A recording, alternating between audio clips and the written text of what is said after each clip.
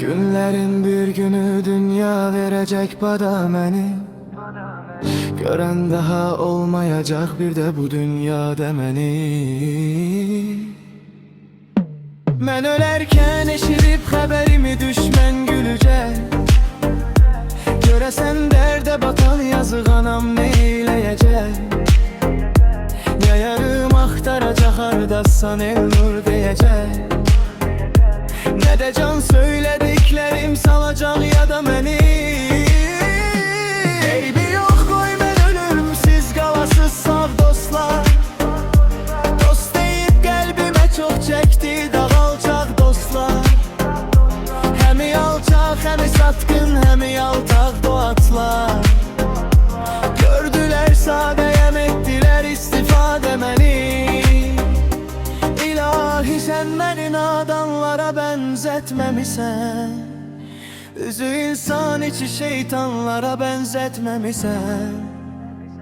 Tekebbür ehli o insanlara benzetmemişsen. Sene şükür eyleyirem yaratmışsan sade beni.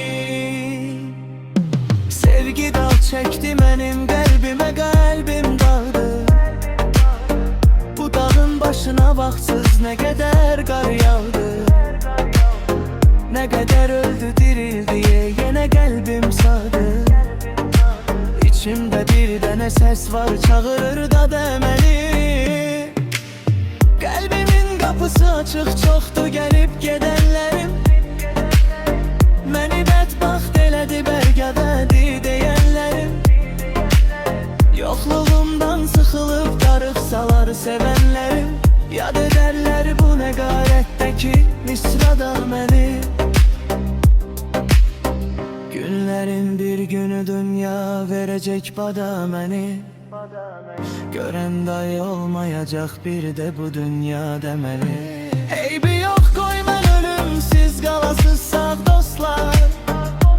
Dost deyip kalbime çok çekti dağılacak dostlar. Hemi alçak hemi satkın hemi yaltak doğatlar. Gördüler sadeyem ettiler istifade beni.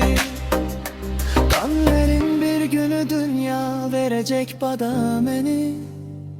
Gören day olmayacak bir de bu dünyada beni.